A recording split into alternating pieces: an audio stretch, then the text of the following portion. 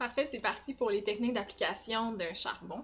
Vous allez voir que c'est la même logique que le crayon de plomb ou le graphite, c'est juste que c'est un peu des outils différents. Par exemple, je vais utiliser beaucoup le pinceau plutôt que l'estompeur parce que ça fait des très belles formes, très beaux dégradés.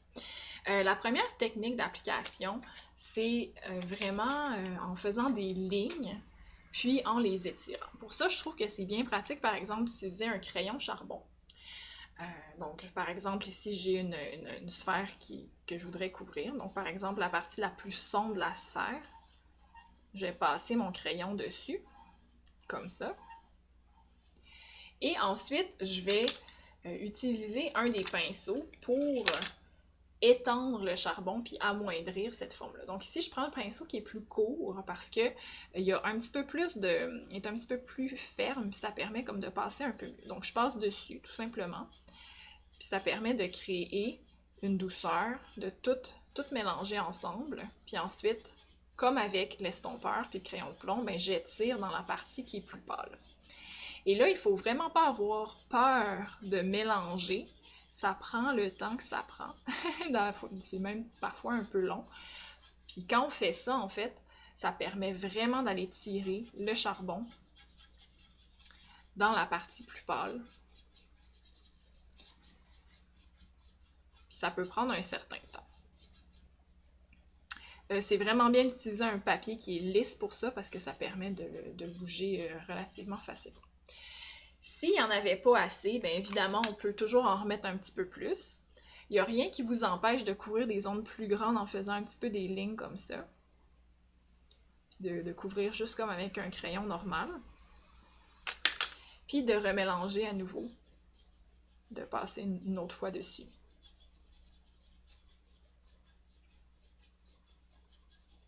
Pour que ça soit bien lisse.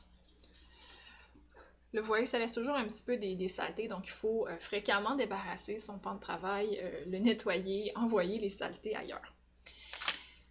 Le charbon doit se nettoyer aussi sur le côté. Donc là, par exemple, j'ai fait mes contours, mais je peux toujours, après ça, nettoyer encore mieux les contours pour que ça soit bien net et propre, bien agréable à l'œil. Comme ça fait un contour net et lisse. Là, ici, dans cette partie-là, il n'y avait pas, j'ai rien mis. Je peux prendre le pinceau qui est plus mou et doux, juste pour comme essayer de tirer un petit peu, puis finir de couvrir avec quelque chose d'un petit peu plus uniforme, comme ça. Ça, c'est en utilisant directement le crayon. C'est très pratique, on veut faire des zones qui sont vraiment nettes. Donc, on va faire la ligne nette, puis ensuite, on va tirer l'ombre avec nous. Moi, je trouve que le charbon, ça va très bien de commencer à travailler les zones les plus foncées en premier. L'autre méthode, c'est d'utiliser le charbon lui-même comme ça. Bon, vous pourriez faire la même chose, hein, mettre ça dessus, mais l'affaire, c'est que ça, c'est pas très précis. Fait que ça va pas toujours bien. C'est pour ça que les crayons charbon font le même effet, hein, c'est à peu près le même matériau. Donc, pour ça, moi, je me crée un petit bassin de charbon ici, que je vais remplir fréquemment. Là, ça me permet aussi d'éviter de toucher le charbon qui est très sale trop souvent. Puis ici, avec ça, après, je vais remplir mon pinceau de charbon. Puis je vais aller couvrir ma zone. Donc, je commence par la partie la plus foncée. Puis là, au fur et à mesure que j'étends, vous voyez que ça devient plus pâle autour. Puis là, il faut juste passer plusieurs fois jusqu'à ce qu'on réussisse vraiment à avoir une belle teinte sur l'entièreté de notre zone. Plus je passe, plus ça mélange. Les pinceaux comme ça que j'utilise sont assez plats, fait que ça permet de limiter, de me rendre à la zone limite relativement facilement. Donc là, on passe plusieurs fois jusqu'à ce qu'on ait réussi à tout couvrir. Là, il reste toujours une petite poussière. Vous pouvez l'enlever en soufflant. Là, vous voyez qu'ici, ça l'a poussé. Fait que, il faut vraiment nettoyer. Vous pouvez toujours utiliser quelque chose en dessous de votre main aussi, mais il faut juste être conscient de ne pas mettre sa main dans ce qui est encore net, là, qui est trop poussiéreux. Et là, on va renforcer encore. Fait il faut y aller en plusieurs couches, le charbon aussi. Donc, une première couche d'intensité moyenne, mais après ça, je renforce, j'en mets plus, jusqu'à ce que je réussisse à avoir des zones qui sont vraiment plus foncées, plus noires. Puis, il ne faut pas hésiter à en rajouter jusqu'à ce qu'on soit vraiment content avec notre façon de faire. Pour laisser des zones plus sombres, hein, il suffit de moins mélanger, puis de les laisser comme ça directement. Ça serait aussi possible après ça de mettre directement le charbon dans la zone plus sombre. C'est comme vous voulez. De la même façon qu'on a fait avec l'autre, on peut toujours aller après ça sculpter le côté, juste dire que c'est bien la limite, parce que c'est pas difficile en fait de dépasser. Puis après ça, on a des côtés flous, puis on sait comme plus c'est où la limite. Donc on peut toujours retourner faire ça comme ça. Ça, c'est la partie qui est noire. Si on veut le faire avec le crayon blanc, le charbon blanc, il est beaucoup moins poudreux que le noir. Fait que ça peut être pertinent de travailler dessus directement. Vous voyez que même avec une bonne pression comme ça, c'est comme une grosse craie. Ça ressemble presque à du pastel. C'est vraiment opaque, puis ça couvre bien mon papier. Donc, je passe la partie comme ça en premier, puis là, après ça, je vais mettre un peu moins de pression dans la partie intermédiaire. Puis moi, j'ai comme un pinceau qui est fait exprès pour le blanc. J'essaie de ne pas le mélanger, sinon on salit notre blanc beaucoup. Donc, je repasse dessus, puis là, après ça, j'étire un petit peu.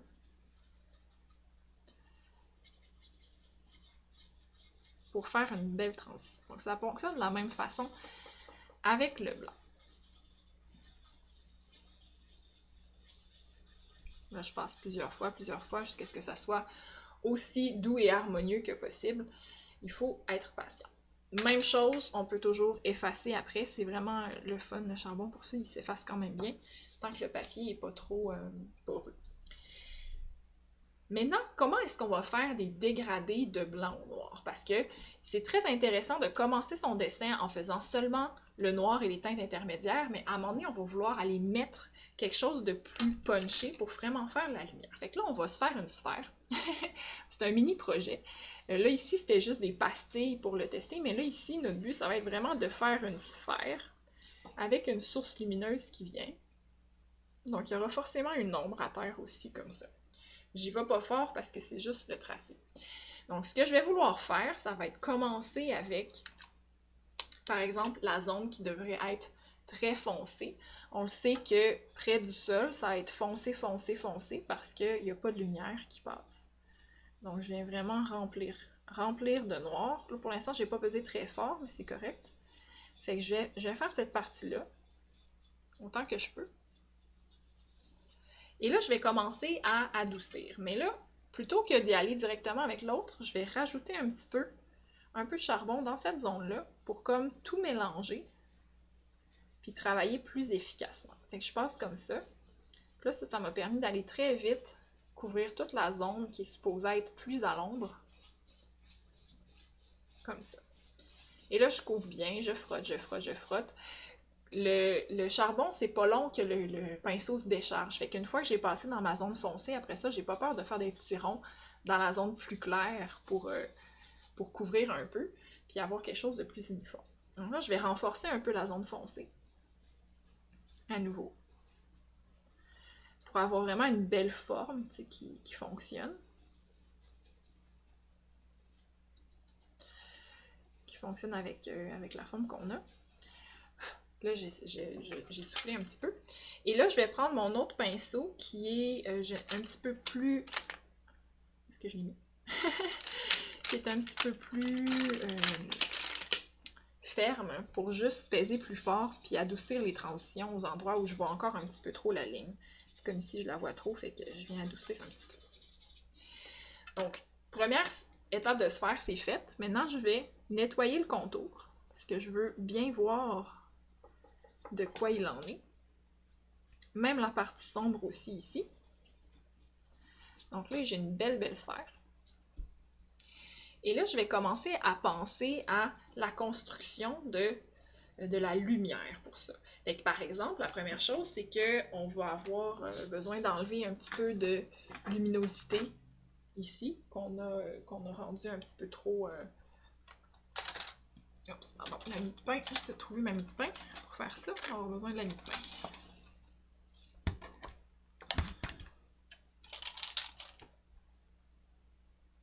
On l'a retrouvé, il était collé en dessous de mon clavier. C'est ça, ça colle, c'est ça le problème. Donc, on disait qu'on s'en va enlever un petit peu ici. Donc là, comme dans la technique du plomb, je viens faire mon rehaut, qui est comme ça, parce que je sais que la lumière va venir de ce côté-là. Là, ça permet vraiment d'avoir quelque chose de doux, de faire une transition qui est douce, qui est agréable. On sait aussi que ma sphère va projeter une ombre sur le sol. Donc, je vais y aller en créant une ombre douce, okay, qui a une forme ronde à la base, comme ça ici. Donc, je viens juste prendre un petit peu de charcoal pour créer l'ombre douce. Évidemment, ça va être plus foncé près du côté.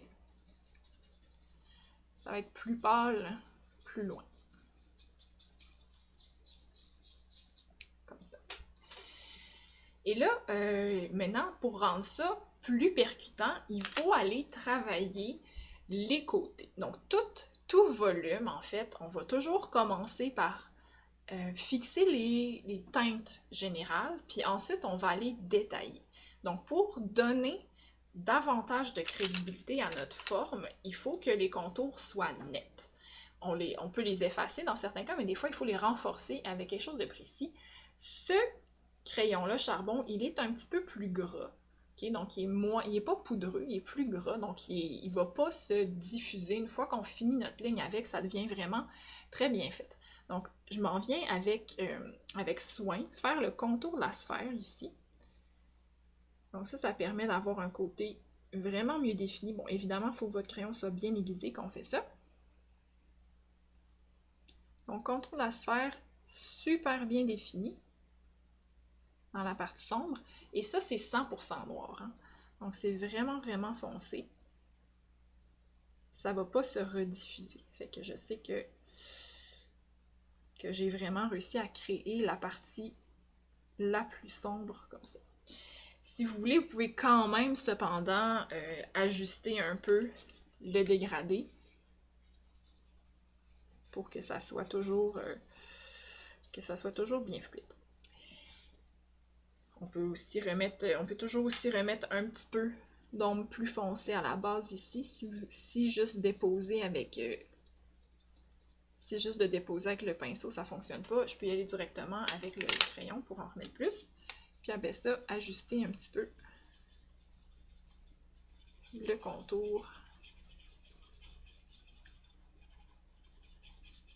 autant que possible. Voilà. Puis là, maintenant, on s'en va faire la partie lumineuse. Donc, pour la partie lumineuse, l'endroit qui a le plus de reflets est à l'opposé, évidemment. J'y vais carrément avec le crayon blanc. Puis au début, je ne mets pas trop de pression parce que je suis comme un peu en train de gager si je le mets à la bonne place. Là, je vais essayer de couvrir autant que possible, faire quelques petits ronds pour trouver la bonne position. Fait que j'y vais pas trop fort. Et là, je vais tout de suite prendre mon pinceau blanc puis aller diffuser ce blanc-là. Puis là, vous allez voir, ça redevient gris. Ça crée vraiment une espèce de mélange gris sur la feuille, ok? Donc, il faut faire ça quelques fois. Puis pour regagner le blanc, il faut repasser plusieurs fois au même endroit pour réussir à aller gagner le blanc. Donc, je refais ça. Je mélange encore. Là, j'ai pas peur de dépasser, je vais l'effacer après. Et ça permet, regardez comme on est en train de créer un volume puis une douceur là, à la forme qu'on a.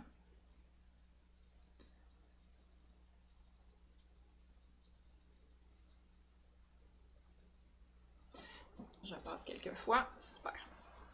Donc là, ici, j'ai réussi à créer vraiment une forme extérieure, blanche, crédible. Et là, je viens nettoyer. Ça, c'est ce qu'on appelle le rehaut. Maintenant, le reflet. Le reflet va être plus précis et contrairement au crayon de plomb où on va juste effacer le reflet, avec ça, on va vraiment le dessiner. On va le dessiner en blanc avec notre crayon. Donc, il faut s'assurer que notre crayon blanc est bien blanc. Si ce n'est pas le cas, vous pouvez toujours passer à côté. Regardez, ça fait une petite tache grise parce qu'il y avait comme un résidu de saleté dessus. Il faut s'assurer qu'il soit bien propre. Et là, moi, je vais me rajouter donc une zone ici qui a vraiment un reflet. Donc, un reflet, normalement, c'est rond. Si c'est sur une boule, ça va être juste rond. Fait que tu sais, je repasse dessus pour me créer une partie qui est vraiment, vraiment plus blanche. Qui reflète beaucoup. Comme ça. Remarquez que le crayon fait l'affaire. Vous pourriez aussi le faire avec ça, parce que c'est comme un petit peu plus fort que le crayon. C'est plus sec, c'est moins gras. Fait que ça fonctionne aussi. Mais après ça, c'est que lui, ce qui est pas facile, c'est qu'il fait pas des côtés très doux. Fait qu'après ça, quand on le remélange, on repère un peu l'effet. Fait que ça serait peut-être bien de le faire, ça avec l'estompeur. Je vais trouver mon estompeur. Je vais bien le nettoyer, l'estompeur, avant de faire ça. Donc, je veux un estompeur très propre pour juste adoucir le contour du blanc. Ici, OK? Puis s'il n'est pas assez adouci, on va repasser avec ça pour faire des formes qui fonctionnent un petit peu mieux. Voilà, comme ça.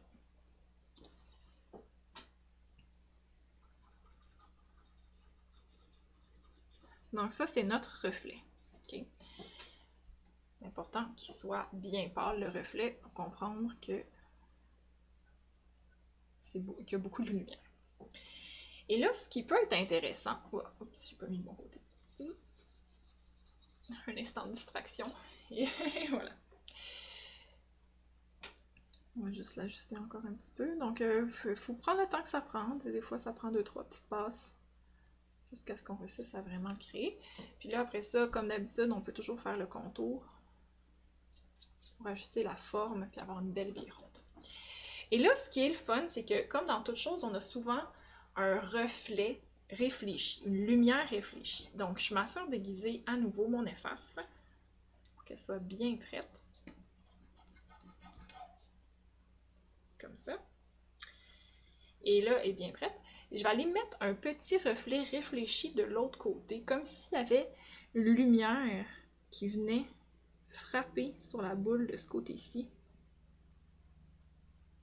Parce que le sol se reflète souvent sur la boule elle-même. Fait que des fois, on a surprenamment une petite zone lumineuse, même dans la partie plus sombre. Fait que je viens en enlever un petit peu plus. Ici, pour montrer que j'ai une lumière réfléchie. Là, j'ai comme pas le choix d'en enlever plus que ce que je voulais parce que sinon, j'arrive pas à bien viser. Fait qu'après ça, je vais recouvrir un petit peu plus à nouveau parce que je veux pas que ça soit si pâle que ça.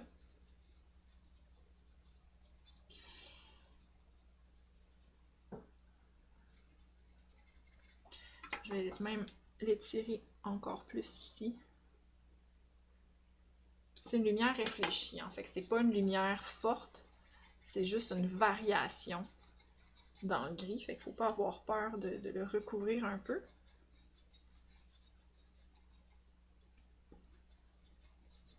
Puis là, je vais juste renforcer un mini peu avec un petit peu de blanc. Comme ça. Voilà. Donc, voici comment on crée un volume, comment on crée une sphère. Là, ici, c'était pour une sphère, mais tout objet, le bout du nez, les joues, un museau, des yeux, c'est tout des sphères, plus ou moins. Donc, c'est comme ça que ça va être fait. Il arrive qu'on va avoir des objets qui sont plus carrés. Je vais en faire un ici. Donc, supposons qu'on a un cube. Donc, je vais nous faire un petit cube. Donc, je me fais un carré face à moi. Après quoi, je tire chacun des coins vers l'arrière. Puis là, de manière parallèle, je trace les autres lignes.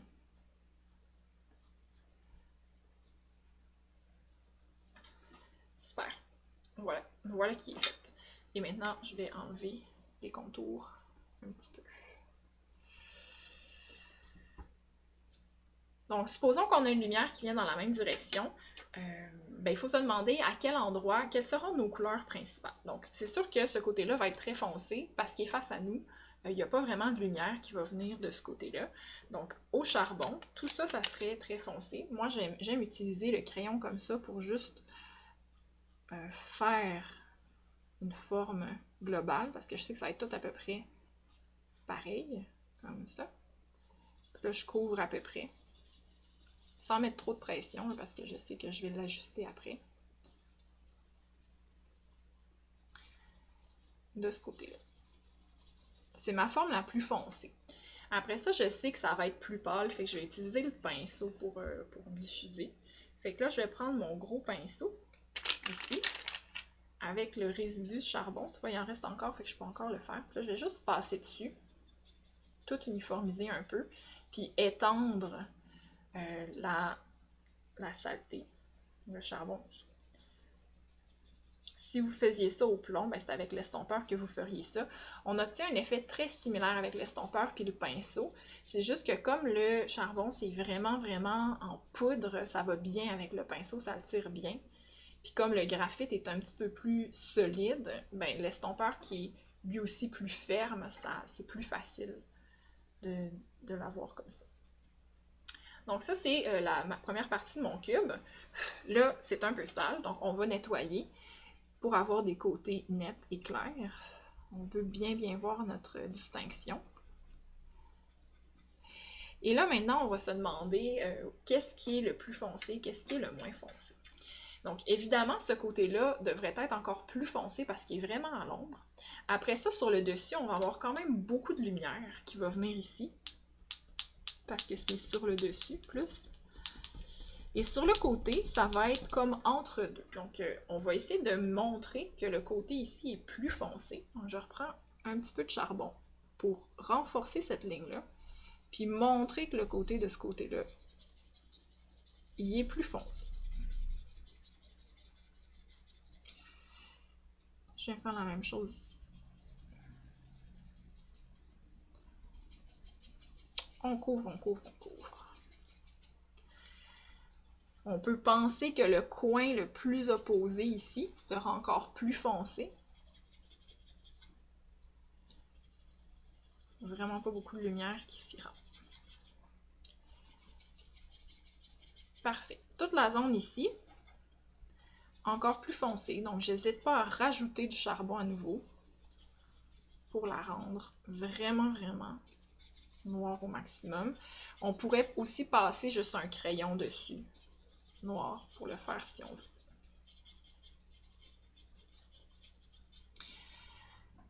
Voilà. Comme toute chose, ce cube-là aussi va avoir une ombre qui serait diffuse ou pas là, selon le type de lumière qu'on a.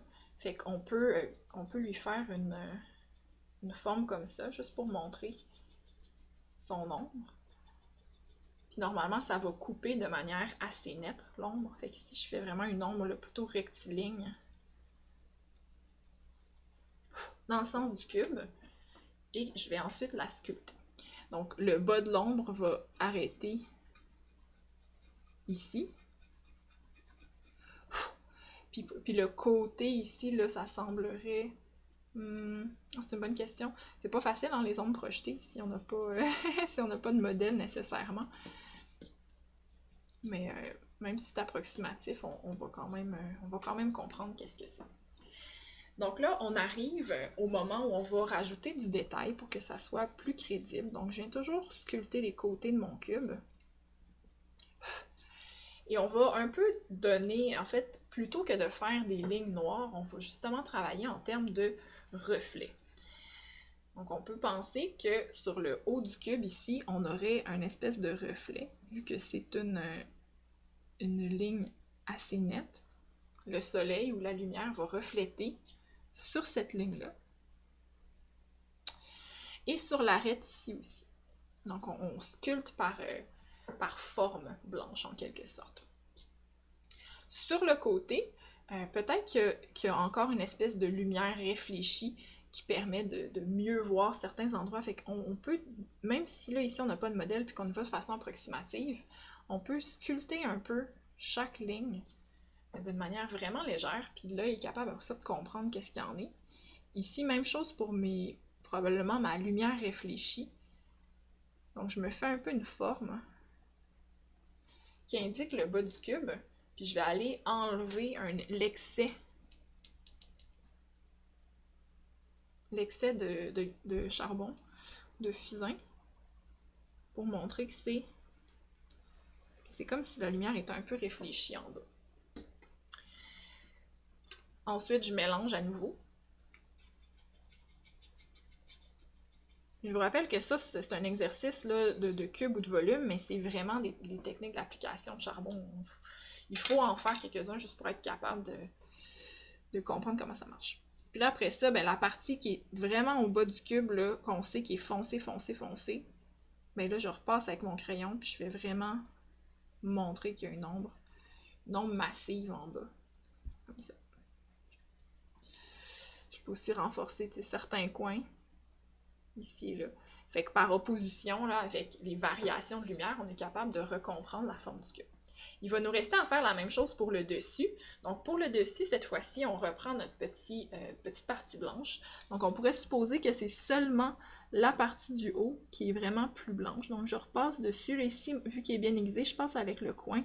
Je suis capable de me créer une forme blanche qui fonctionne. Dans ce cas-ci, comme on a des formes assez carrées, ça va bien d'utiliser juste le dessus comme ça, là, qui est quand même carré. Puis là, je repasse tout gentiment ici pour amoindrir un petit peu, enlever l'excès. En fait, ça va tout se ressalir un peu en enlevant le surplus. J'ai enlevé l'excès de blanc aussi.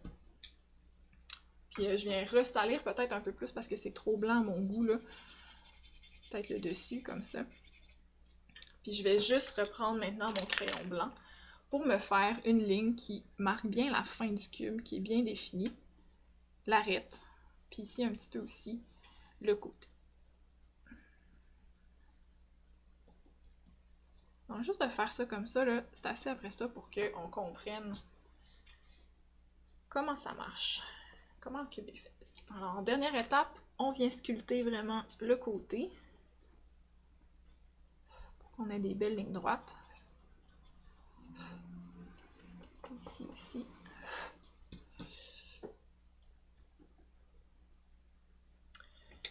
Passer un petit peu ici, avec plus de conviction, pour amoindrir. Et voilà. Donc là, contrairement à celle-là, il y a plus une lumière peut-être qui vient d'en haut. Ça serait plus facile avec un modèle. Alors voilà, c'était les techniques d'application de charbon. Vraiment, qu'est-ce qui va faire que c'est beau? C'est quand on prend le temps de faire des beaux dégradés. C'est le même type d'analyse de la lumière que vous allez faire avec le plomb, que ce soit charbon ou plomb. C'est les mêmes étapes, c'est-à-dire on va mettre les foncés en premier, on les étire dans le blanc. Après ça, la différence, c'est plus quand vous allez faire vos lumières, vous allez rajouter quelque chose de plus pâle, mais il y a aussi quand même d'enlever le charbon avec ça. Fait qu'il y a beaucoup des techniques qui sont similaires, c'est vraiment juste le médium qui est un petit peu différent. Si vous n'avez pas de charbon, je vous encourage à quand même faire les deux projets juste au plomb, ça va être possible. Mais le charbon, c'est vraiment intéressant pour faire l'analyse de l'ombre et de la lumière, puis de devenir meilleur avec les techniques de rendu. Le matériel n'est pas trop dispendieux aussi. Donc, comme pratique, même chose. Apprenez à utiliser le matériel si vous en avez. Faites des beaux dégradés. Faites des sphères. Faire des sphères comme ça, vous pouvez en faire plein avec des lumières dans différents sens. Si vous n'avez pas de... ben, ça serait plus facile de vous prendre un modèle. Juste pour voir un petit peu comment réagit réellement la lumière. Mais il faut juste en faire pour devenir vraiment bon avec l'utilisation du matériel. Donc, à vous!